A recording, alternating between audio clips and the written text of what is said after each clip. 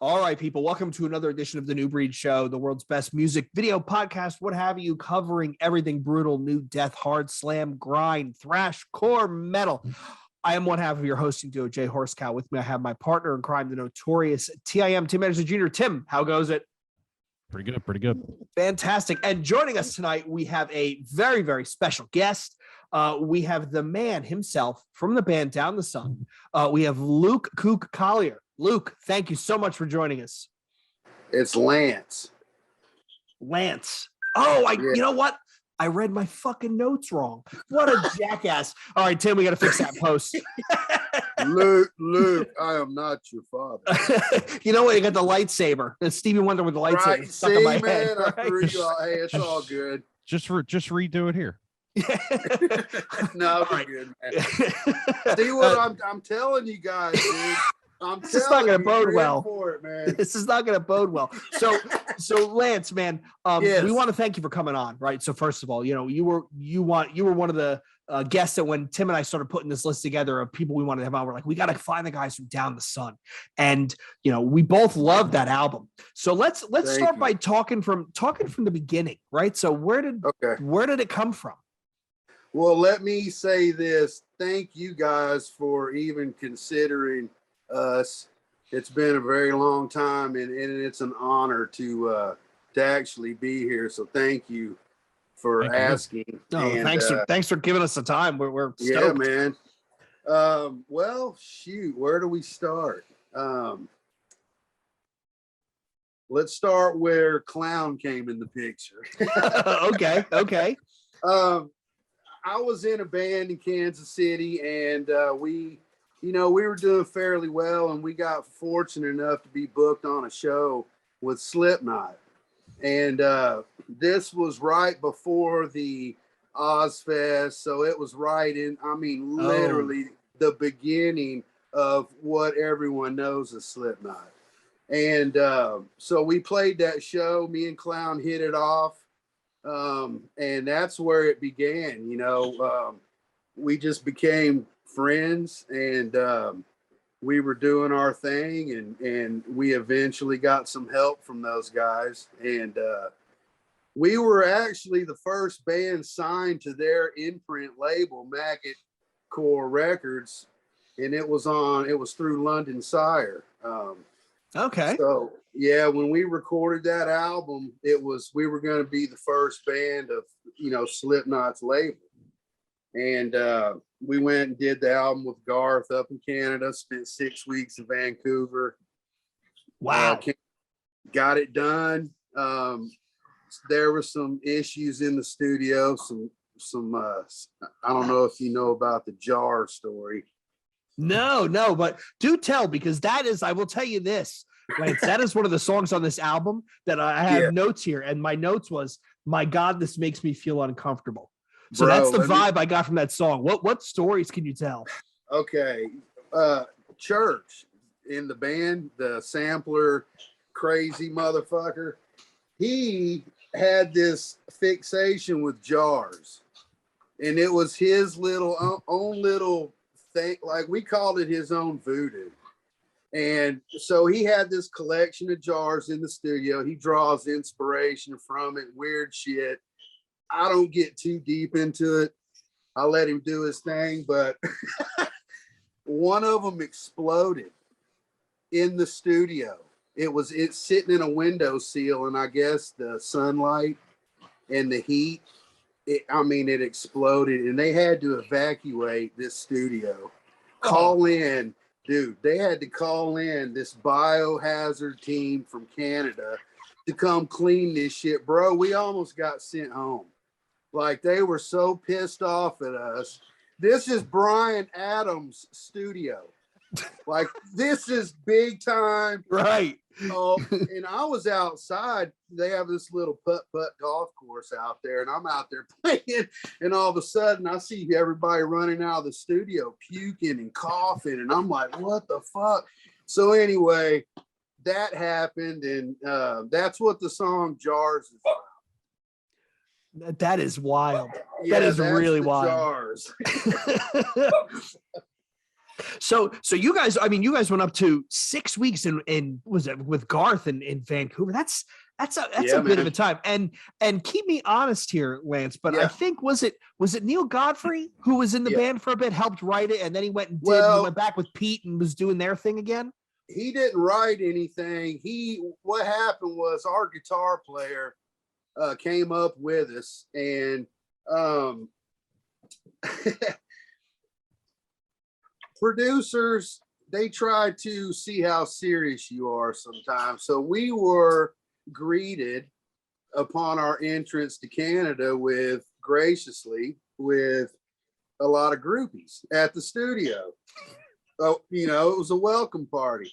And what I found out later was it was a test, and our guitar player failed miserably. He hooked up with one of these chicks, fell in love, he was out with her that night. They were at a show. She was flirting with other band members. That's what she does. He got drunk. He got butt hurt. He punched a wall, broke his hand, and he was due to track. So Garth pulls me out and tells me, choose my ass up and down. Tells me I got 48 hours to get a guy in here or we're going home. That was the first threat to get sent home. So anyway, I had to send him home. I had opened up my band in Kansas City. We had opened up for Ultra Spank. So I had knew Neil, not real well, but I knew him and I loved his guitar playing in Ultra Spank. So I just called him up, man, and I I just said, hey, man, I'm going to fly you up here to Vancouver just to hang out and listen to what we're doing. He didn't know he was going to lay tracks. Huh. So when he, man, you got to do what you got to do. So we get him there, man, and he's listening to it. And I hand him a guitar and I'm having to show him the riffs. And he just started playing and bam, he's on the record. We paid him to do it. He was going to be in the band, but logistically with him being in Santa Barbara and us in the middle of the country, it was just, and he had the low pro thing and, him and Pete, they go way back, man. So there's no hard feelings. I love Neil. I appreciate what he did, but that's the story on that. Okay. He didn't write any of the music. I actually showed him what to play. So I kind of pulled double duty on that record. Yeah, you basically kind of, I need a solid. Can you do me a solid? And you were lucky that he was a sharp guitar player. You could call him like, hey, oh, dude, you got some skill. I need you to help me out. Dude, that's how good he is. I mean, he's really good. Yeah. Yeah. Tim and I are big fans of the Ultra Spank, leading all the way up to their newest stuff, right? Life on Planet 9. It's some good stuff. The low pro stuff was good. I mean, dude, him and Pete, they have that chemistry, and I love everything they do, like you guys. So Lance, you guys were super heavy. Like some of you were one of those, that crop of that late new metal. It was you. I put you on the same vein as like you and Crossbreed and Dry Kill Logic and those bands that were coming out it was at the early turn of the century stuff that was insanely heavy, like taking what Slipknot did and saying, let's push that even further. And that was one of the things that stood out to me because I don't think people were ready for it. I don't.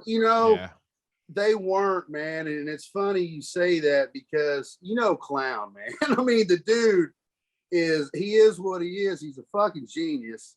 He's a mad scientist, and he sees things that other people don't. And anyway, Downthesun, we had to audition for Warner Brothers when we lost our deal with okay, so here's what happened. We finished the album in 2001.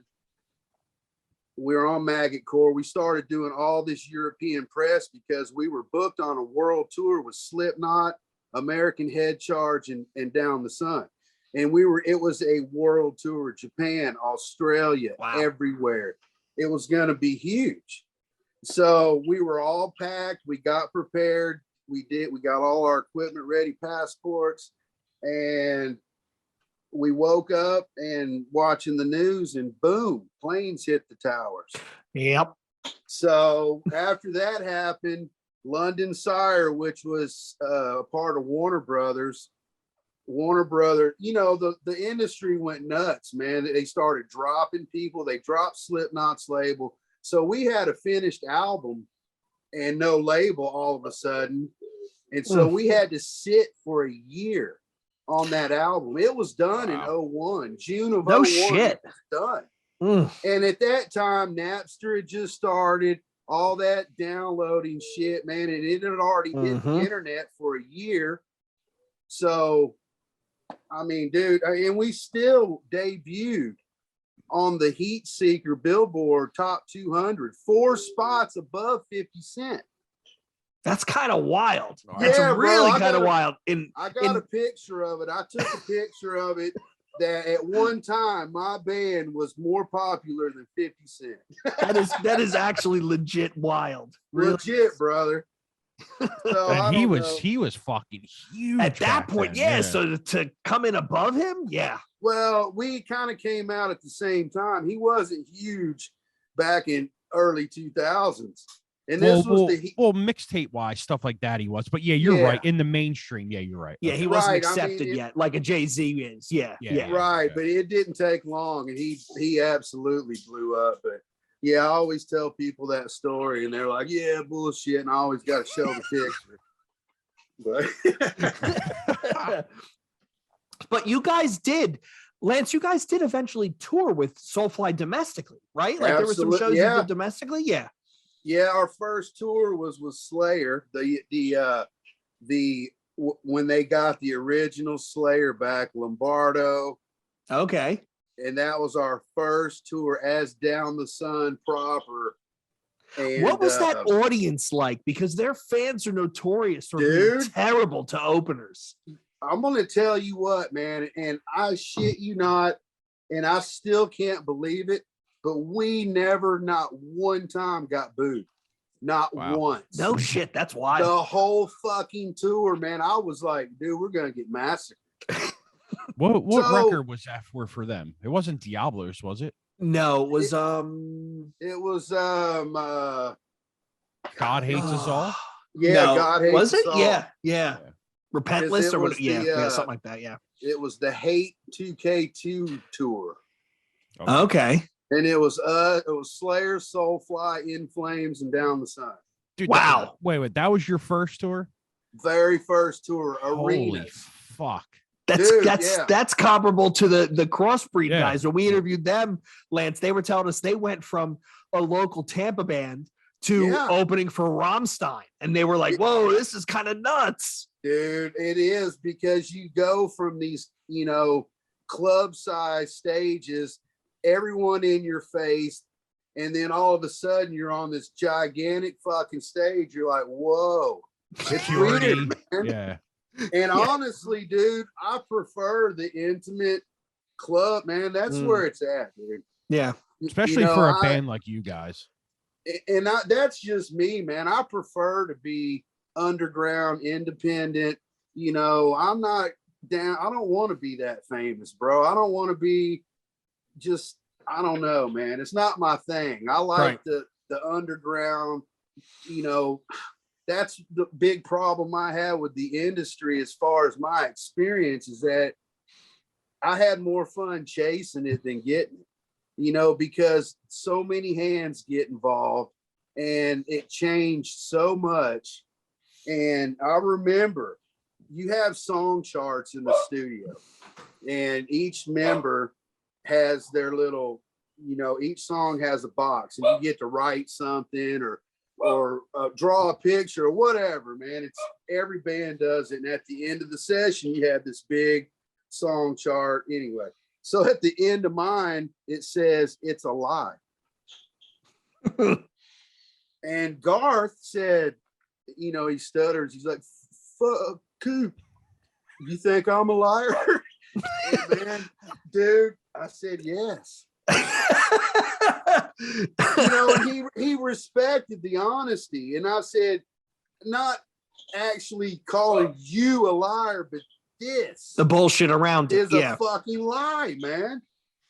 So anyway, yeah, you are one of many people we've talked to who tell the same story, right? Like that, and especially from that, you know, the world has changed completely now.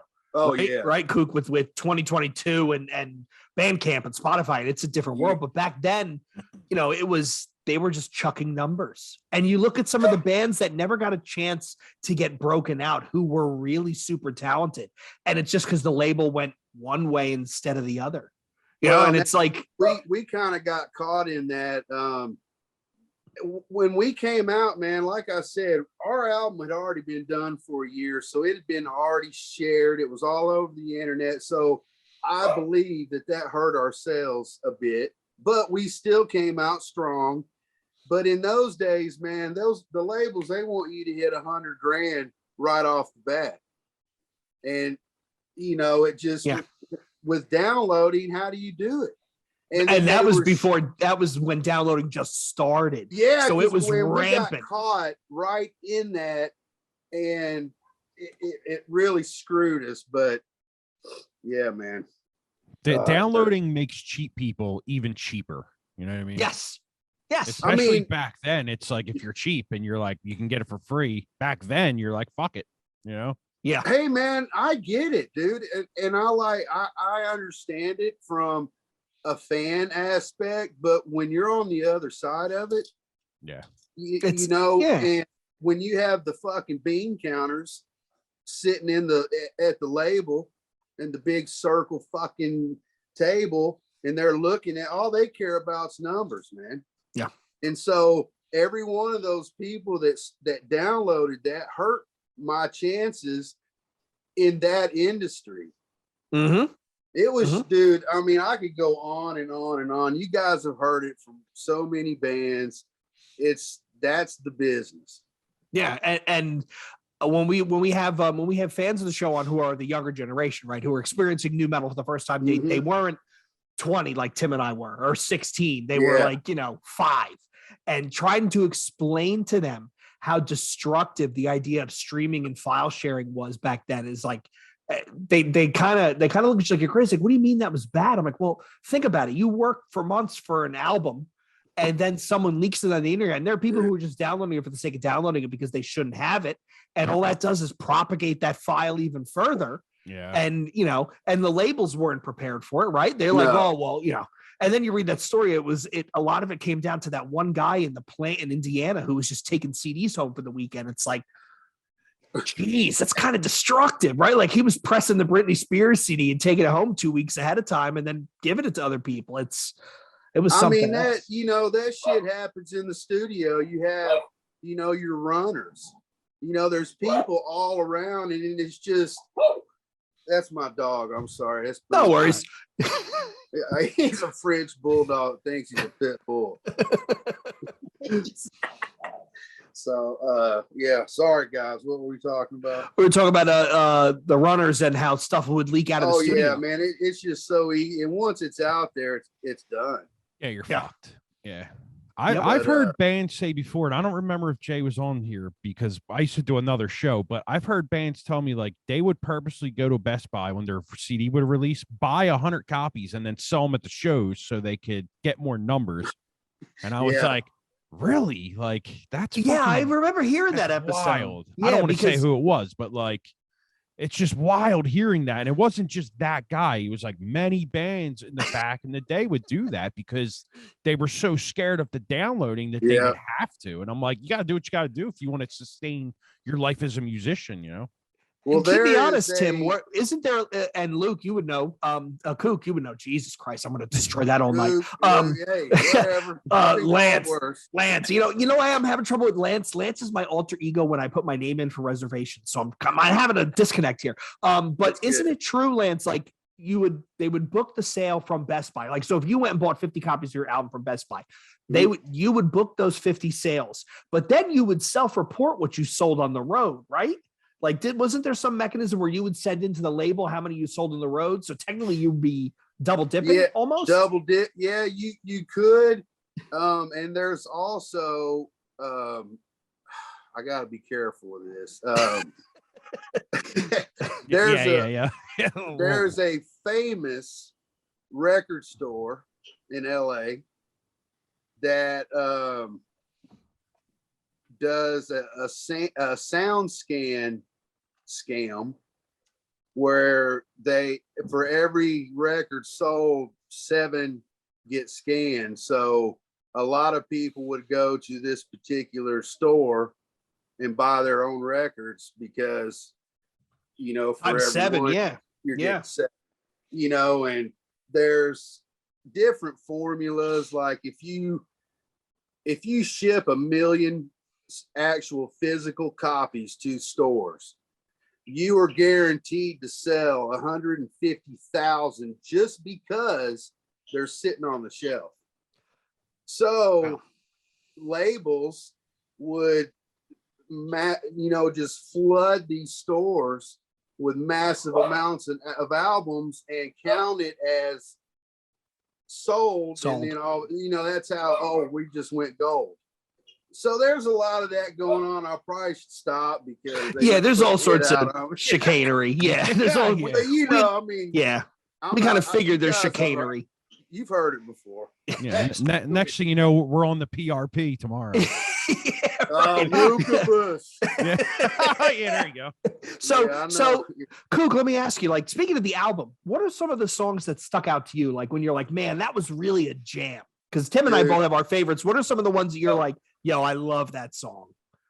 I'm glad you asked that. My absolute favorite moment on that record is Revelations. Okay. And I'll tell you why. We tracked Pure American Filth. That was the very last track that we did. And so at the very end of Pure American Filth, that's where Revelations came from. We just kind of, in exhaustion and emotions, just started jamming, like free jam. That was totally unrehearsed, unscripted, one take, live. That is a moment captured in time. That's the most truest, purest form of art there is, and that's why I love that song. Cool. Because it really truly is us in a moment.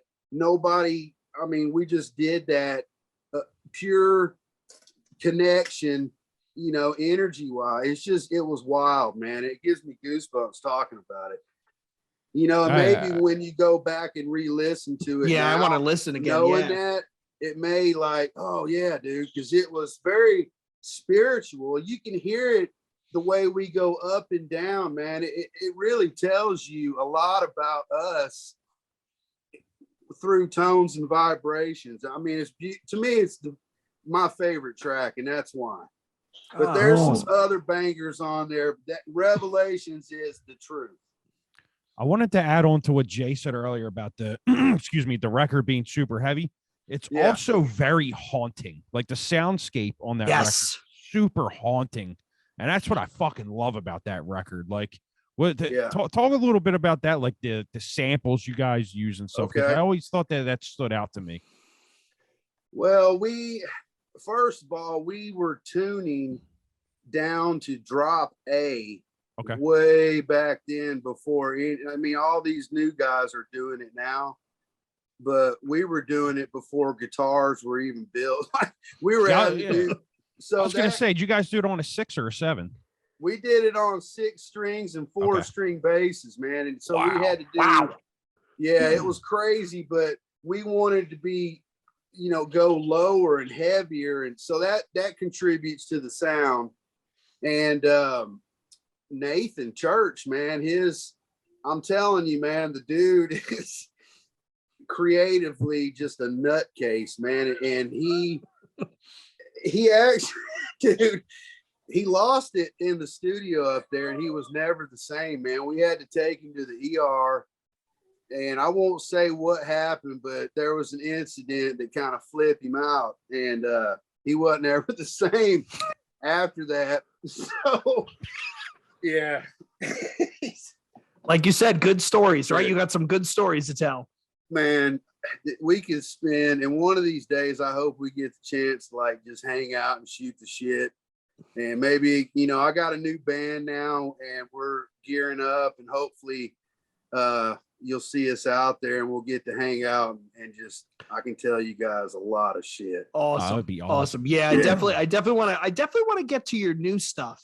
Okay. I did want to call out the album art, Lance. Yes. Where did that come from? Because like Tim said, the whole album has not only was it heavy, and I can't believe you guys are doing drop A on a 6-string. Those strings must have been like flapping off the guitar. Like how did you maintain tuning? Well, like I said, my best friend, his name is, we call him Bone.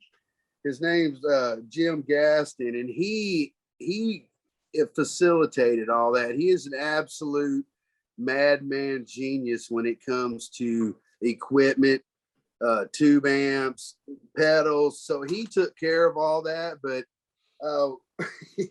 it was a challenge, man. And I remember my bass string, the low string was so big that it actually split my fingers open. I had to super glue my fingers shut to finish tracking, man. So Jesus. Oof. Yeah. It's like playing with piano wire. My Lord. I think it was a 150 gauge. Holy shit. Yeah. It's like putting your finger around this thing. It was ridiculous. Yeah, dude. And you can hear it on the album. When I drop those goose eggs, it's fucking heavy, man. And just thinking too, tracking with Garth, like, because I just always hear people say it, do it again. Oh yeah, he did it because one thing about tuning low is your strings fluctuate sharp and flat. I mean, it's so your attack, everything has to be perfect. So there was a lot of doing it again and again and again. My fingers were bleeding, and I remember him telling us, he goes, "Y'all are the heaviest band in the world." And I was like, well, there were some moments, man, where you were just like, Jesus Christ. and then how long after till you guys figure out, I could have just got a baritone 6-string and it would have been fine? Well, they didn't make them back then. Oh, really? Okay. No, dude. Wow. They did not even make those. That it became a thing later on because so many bands started playing it. But yeah, there was no baritone option. Wow. There, I could have went 5-string, but yeah. I'm like a fucking pure. I'm like, no, if I can't do it on a 4. Like I prefer a 7-string now, but like I've tuned down to a 6 or a drop A on a 6, and you just you make your gauges higher, but it is a pain in the balls. It is. The tuning, it blows. So yeah, I get exactly. Well, what you're saying. To get the action right, the intonation, it's a fucking challenge, man. But it can be done. But now, go 7-string. Absolutely, yeah. Baritone, yeah. So let's talk about that, Lance. What are you doing now? Well, the band's called Cyclops Mountain. We call it sludgecore. It's disgustingly heavy, just like I do. We're writing right now. We're going to do a 5-song EP, and our first release will just be an EP. And we're going to go. Not going to lie, Cyclops Mountain sounds like a stoner metal band to me, but okay. Yeah, it's kind of I Hate God, Acid Bath, Crowbar. It's that stoner southern sludgy mixed with hardcore. That heavy shit. That slow and low stuff. Yeah. Awesome. So I wasn't too off. Okay. No, not too far at all. So what are you guys tuning into with that now? Actually, man, we've gone up. We're in drop C and C standard. Oh, okay. Yeah, it sounds good, man, and I'm surprised at how grossly heavy we can make it in C. But it's just easier on the guitars. Yeah. Man. Wear and tear on you. Yeah. Well, and I've done it, man. I already did the super low. I want to do something different, but stay with who I am, and right. that underground punk rock. Fuck you, you know. So along those lines, KUK, let me ask you: is there any Yes. bands, modern stuff that you're listening to that you're like, yo, this shit is good? Like, Bro. like, what have you been And- checking out lately that you like? Dude, I'm really into Kubla Khan. Yeah, Like, I just saw that. That dude, shit's heavy. Knocked Loose, like these young. I'm like, fuck yeah, man. I'm into it. Ginger, Okay, okay. that chick blows me away, man. There's just so many good bands, man. Have you heard Vended yet? Yeah. Yes. Yeah, that's the two sons, right? It's Clown's son and somebody Simon, else's. Yeah. Yep. Yeah, not bad. They're doing their thing, man. I wish them well. What do you think of the direction Slipknot went in, like, say, like, with the latest record? I mean, not that it's not heavy, but it's definitely more radio friendly, Stone Sourish, I would say. Well, you know, man, they have reached I mean, it kind of goes with, they kind of have to, man. I mean, if they would have stayed self-titled Iowa, Yeah. you know, man, you hit a ceiling fairly quick. Yeah. Yeah, and you know, a lot of those guys, you know, they like different music outside of metal, and it just, they're trying to do new stuff and expand. And also, man, it, you know, when you struggle so many years and you start seeing some success, you know, and you got families, and you know, you start thinking different. Yeah. Nine people in a band with spouses and kids. That's a lot of mouths to feed, you know, plus your road crew, plus, I mean, and like you said, you can only get so heavy, right? You can only get so heavy. There's only going to be one Cannibal Corpse. As much as nobody wants to hear that, there's only going to be one Cannibal Corpse. So do you want to be the next Cannibal Corpse, or do you want to be the first you? And, you made a great example, right? Calling out like a band like Knocked Loose. They're Record Crate kids. Like, they talk about, they were into all the old heavy metal and hardcore stuff. They just want to do a unique take on it, and they want to be the first Knocked Loose. And God bless them. Some of the tones that they get, and some of that shit. Well, I saw them open for Every Time I Die before Knocked Loose was a thing, and they almost blew Every Time I Die off the stage. And you know, Every Time I Die is no slouch live. No, but Knocked Loose almost blew them off the stage. Bro, they were that good. Hey, I'm telling people, they're on a mission, man. They remind me of that when I first saw Slipknot. That, I mean, they're focused, they're going for it, man, and I love it. I love Code Orange too, man. You know, I kind of liked it better when dude was, you know, singing behind the drum. I don't know, but yeah, their early stuff I really, really liked.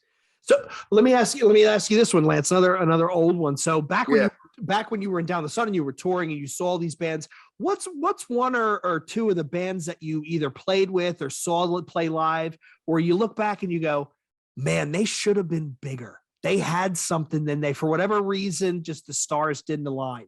What are do any of those bands jump out in your mind as like somebody you played with, that you were like, yo, these guys should be huge? Fuck, man. I get everybody with this question, by the way. Everybody I ask this question, they're like, fuck, why did you send me this beforehand? There's just so many, man. I don't know. I toured with In Flames. Perfect example. Mm-hmm. I mean, they've been at it for so long, and you know, they just can't, they've kind of, you know, just stayed where they're at. Kind of like Crowbar, man. They're just they and I love, that's one of my favorite bands, man. And you know, they do what they do, but both bands should be a lot bigger, I think. I think you're right. You know what? Thinking of that now, the In Flames thing, you're right. I never thought about that. Like after like Oracle and stuff like that. Yeah. I know they make the big change and they go into the Cum Clary area or era in the reroute the Remain or whatever you want to call it. It's their best album, but I'm not going to fight that fight right now. It is their best record, but in my opinion, it is. But you're right. Like they should be way fucking bigger than they are. Yeah. Same with Soil Work, like that. Yeah, those dudes amazing. can play. Like the guitarist can play, and you want to talk about like a front man. The guy from Soil Work is what? He's like 6'5" and bald. He's an imposing dude on stage. He catches your eye. It's funny what you said about Slipknot too. Like I think once dudes in heavy bands figure out that they can actually sing, is when the whole band changes, because it's like, wait a minute, I can actually sing. And I think that's what you've seen in Slipknot. Like when he does Stone Sour, he's like, oh, Corey's like, wow, I can actually sing really fucking good, because I think he's one of the best singers in that genre. Dude, Corey was singing. Stone Sour was before Slipknot. Oh, was it? Oh shit. Oh yeah, man. They were doing it before Slipknot was a band. Oh wow. Okay, I did not know that. Yeah, and Corey saw Slipknot. He said, I want to be in that band, and so glad he did. But I'm glad both bands. But yeah, Stone Sour was around before Slipknot. Okay, so Stone Sour just didn't make it that big until after what was it? Iowa? Right. Okay. Well, yeah, because at the time, Clown he kind of stole the best of the best in Des Moines and made him and Joey and Paul made Slipknot, and Jim Root and Corey were Stone Sour. He pulled those guys. Ugh. But Jim didn't do the self-titled record. A guy named Josh Brainerd did. I did see that. Right, so I remember reading that. Yeah. Damn, we just got a history lesson, Jay. Dude, I'm telling you, man, like we're like family. Like, I mean, I'm from Kansas City. They're just 2.5 hours up the road. I saw Slipknot become what they have, and it's been amazing. And you know what? They gave me my start in this shitty fucking business, as shitty as it is, and as much as I hate it, I love them and will forever be grateful for just the chance, man. Like here I am 20 years later talking to you guys. Yeah. Like that's fucking cool, man. I appreciate it. It is. Thank you. Yeah. It is kind of, it's kind of wild, right? Yeah. I mean, I remember seeing them in the Birch Hill in Jersey, which is not a big venue. And then a year later, if that much, they're headlining the Spectrum with System of a Down, the Pledge of Allegiance tour. You brought up Lance, you brought up another band who gets lumped into that really, really heavy bucket, American Head Charge, another band who was almost ahead of their time and too heavy to the point where people didn't know how to react. And if you look at the major trends, we went from nu metal where everything took a beat. Then you had kind of like quote proto butt rock stuff, right? The Godsmack and the Disturbed. And then you went into like metalcore, like As They Lay Dying and Killswitch Engage. So you guys were right on that cusp of, just a little bit heavier. Let me ask you this, Lance. Do you still talk to the guys in the band? Like, when's the last time you talked to everybody? Do you keep in touch? I know the years get hard, man. As everybody gets older and you get families and it's hard, but do you guys keep in touch at all? Some of us do. I've talked to Aaron. We talk. I have talked to Satone. He roams the earth, dude. Like this motherfucker. Like I have to see if he's still alive. He is. I don't know where he's at. Nobody does, but yeah, he's still Satone, bro. That dude's the real deal. He was rocking the Mike Tyson face tattoo before Mike Tyson was rocking the face tattoo. Yeah, Clown paid for that. He's like, you won't do it. Sato's like, fuck you, watch. Yeah, Jesus. Man, that's wild. So let me ask you another one, Lance, while we got your captive here. We do have a lot of people who listen to our show who are younger kids, younger guys and girls. They're in bands. They're just starting to get their feet wet. If you, as an elder statesman who has lived the life, had to pass on knowledge to some young up and comers who are trying to get off the ground and make a name for themselves, what knowledge would you pass on? What scars do you got that you would pass to say, hey, this is something you want to watch out for? Great question. Ooh, well, Besides, it's a lie. Well, you don't really have to sign to a label anymore these days. I fucking love that you said that. Yeah, don't. I mean, you can do it yourself. Do it yourself as much as you can, and Keep your masters. Own your. As a matter of fact, I'm trying with my entertainment lawyer. We're trying to get Downthesun's masters back. Good. I don't know what's going to happen, but because they're. Again, there's some things. Well, it's got to get screwy, right? Like if you sign with label A and then label A is, bought by label B, who's merges with label C, and then they get, and then all of a sudden everything just poof disappears. It's kind of like I'm going to make a really weird analogy. It's kind of like the mortgage crisis where I take out a mortgage with your company. You sell it to Tim sells it to somebody else. He sells it to Satone, who sells it to Clown. And at the end of the day, it's like, yo, who do I send my fucking check to? Right? Like it's lost. The paper trail gets it lost. Well, and they want that. They count on it. I'm having, there's some ongoing business still that we're dealing with that. But you're right. We started with when we originally recorded, Warner Brothers owned it. So Roadrunner had to buy it from Warner Brothers. So Roadrunner got it. Well, that was Universal. Well, Roadrunner gets bought by Warner Brothers. So now Warner Brothers has it again. And it's like, giant, you got to like unpack legalese. I can't imagine and even like the lawyer fees and stuff and all that work to just try and track it down. I can't even imagine, man. Well, thank God I have a really, really, really gracious, good, solid attorney and when we did our deal, he took a percentage instead of an hourly, which, it's a gamble, but in this instance, it helped me. Right. So, long term, yeah. That's a piece of advice I'd give the young guys. Do it yourself.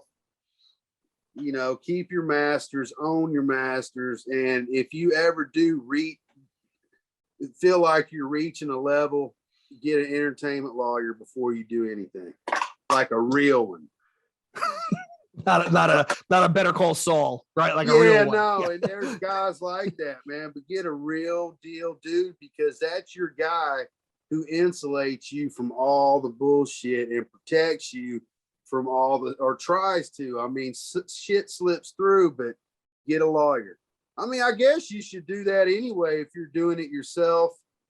Yeah. And when it becomes a business, either do a LLC or an incorporation, open up a bank account, doing business as. I mean, do as much as you can yourself. Awesome. Tim, and what have I not talked about? And you don't need a bus your first tour. Take the fucking van out. Dude, we went out in a van with 10 dudes, and we had one trip was 36 hours straight.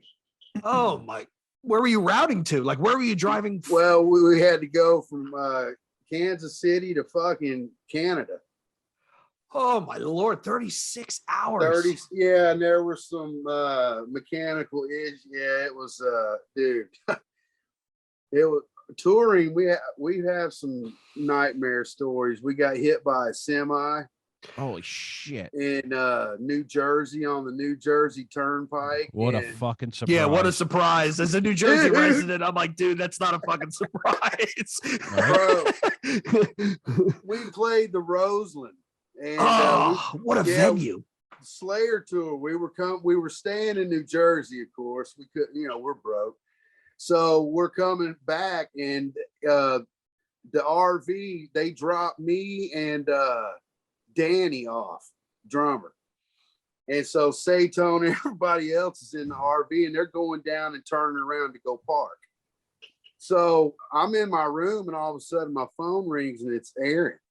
And I hear all this moaning and shit in the background, and all this noise. And he's like, KUK. I'm like, what's up, man? Where you here? He's like, bro. He goes, we're all laid out in the middle of the Jersey Turnpike. I said, what? What the He fuck? said, bro. I said, and I hear all this and scream, and I'm like, what the fuck, Aaron? He goes, we got hit by a semi. And I said, where's James, our tour manager? He goes, he's across the street. He's picking up a black hooker. I said, do what? Turnpike. Sounds about right. Yeah. Bro, he's wasted out of his mind. My band's laying out in the fucking middle of the turnpike. I got an RV that a semi just plowed the side of it. My tour manager's walking down the fucking street back to the hotel with a hooker he just picked up, and everyone's lying on the road. Gee, man, holy shit. Dude, here's the kicker. His brother is the president of the Hells Angels, New York City. So I had to call my manager. I'm like, I'm kicking this dude's ass. He's like, don't do it.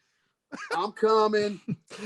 So he intercepts, keeps us from fighting. We had to get Carly from Candiria to go back to the venue to get the briefcase that had all our fucking money in it, everything. Jesus.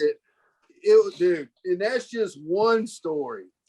Man, you got, if that's just one, I can't imagine what the rest are like. Holy shit, right? Dude. Somehow Carly Coma picked up Downthesun's briefcase full of money when their band was laid out on the turnpike. Like, Dude.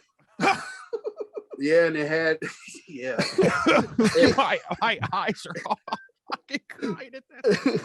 Man, that is something else. Candiria, that's another band, Candiria. Yeah. Yeah. Should have been way huge. bigger. Oh yeah, dude. That record, What Doesn't Kill You, is fucking amazing. It's record. great. It was great. Love it. One But of my I think favorites. I really think that accident really kind of fucked them up, right? Because they had momentum. They to your point, Lance, right? They did the heavy jazz shit, and they were starting to trend more towards a heavy, but more socially acceptable. Yeah. And then that van accident just totally knocked them for a fucking loop. That comeback album they did not too many years ago was really fucking good. I know. Well, man, I think that was a serious accident, man. And I don't know if they quite got over it. Honestly. No, we rolled them twice, and it was not a good look. You know, speaking on that, I remember getting in a fight with Roadrunner over that and saying, "Look, dude," because that was just the first accident. We had many, and I made them get us a tour bus eventually because, you know, I'm like, dude, we'll sleep in the thing and we'll play every single night. But we have to be able to sleep. That's the thing. Yeah. Right. And so, you know, we paid for it. We got the bus, and but yeah, I remember they were pissed. I fought with Roadrunner a lot, man. I love Monty Connor, man. We're still buddies, but we went head to head many times, man. It seems like a lot of people had that same sort of like love-hate relationship with Roadrunner because like Monty Connor and Howie, right? Like it seems I was a Gitter. Is Gitter now does their A&R, right? Like it sounds like they had some great A&R people who really could find some talent. But to your point, Lance, the business side of the music got in the way of some of these bands really becoming huge. Yeah, God forbid. That's another one, you know. Yep. Mm-hmm. Great band. Super Shadows talented. Fall. Yep. I mean, whenever Tim and I talk Roadrunner, the one band that comes to mind for us is Glassjaw. They came out the same time as Slipknot and Nickelback, and Roadrunner said, "Go Slipknot, go Nickelback," and they forgot a band who they were doing something really unique. They were really doing something really unique, and they just kind of got tossed by the wayside. Well, unfortunately, you know, when Roadrunner got a taste of money with Cold Chamber, and then when Slipknot came in, it completely changed the landscape of that label. I mean, and rightly so. I mean, it became something that they never seen before. Absolutely. You know? And you know, they got the attention, and all of us other bands were, you know, easily forgotten. Even us being, you know, basically Slipknot's little brothers, you know, but I always tried to make it a point that I wanted to stand on our own 2 feet, man. I mean, I love Slipknot and I appreciate every opportunity, but I wanted to forge our own path as well. And, you know, kind of like his son's band. I mean, I've noticed that in the beginning, you know, they were taking them out and kind of giving them, you know, some really good spots, and the crowd, you know, us out here turned on them because they need to earn it like the rest. Yep, get in the van, right? Have your manager picking up a hooker after the show. Aren't they, Lance? Are they opening for? They're opening for Cold Chamber, aren't they? Are they on that Cold Chamber tour with Loathe and Dying Wish? Tim, I don't are know. they? Cold Chamber touring? No, not Cold Chamber. Sorry, Code Orange. It's Code Orange. Yeah. Oh yeah, Dying Wish, Vended, and Loathe. Yeah. Awesome. Awesome. Well, listen, dude, we're quickly up on time, and I don't want to take too much of your evening. Lance, if people want to find, they want to find Cyclops Mountain, they want to get in touch with you, they want to check out some Down the Sun shit, where do they go? Man, Facebook, of course. Down the Sun, we have a page there. I have a personal page, Lance KUK Collier. You know, I'm very open to talk to anybody. Cyclops Mountain's got a page, Instagram. We have a few sound snippets up, just very, you know, just to kind of give you an idea of what Cyclops is doing, but it's coming. And I don't know about Down the Sun, man. I'm not going to say that we're never going to do anything again, but I don't know. Never say never. Right. That's one thing that life is always going to constantly surprise you. Awesome. I was going to say, thank you so much, man, for thinking of us and for the invite. Thank you for taking the time, right? I mean, shit, I butchered your name in the intro, and yet you still hung around for an hour. That's pretty big of you. Dude, it's all good, man. Like I said, I appreciate even talking about 20 years later and having a chance to do it again, man. Thank you. Hell yeah, dude. I was going to say before you go, about getting your masters back. If you ever do, man, you should put out a vinyl edition of that record, because I think it would look beautiful. Oh yeah.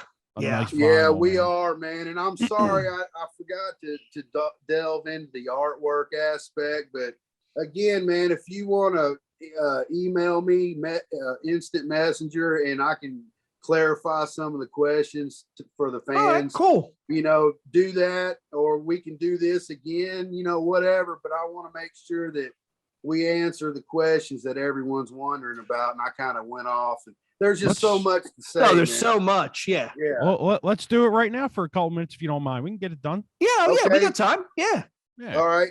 Clown did all the artwork. He did all the photography, the layout, everything. The cover photo is one of Church's jars.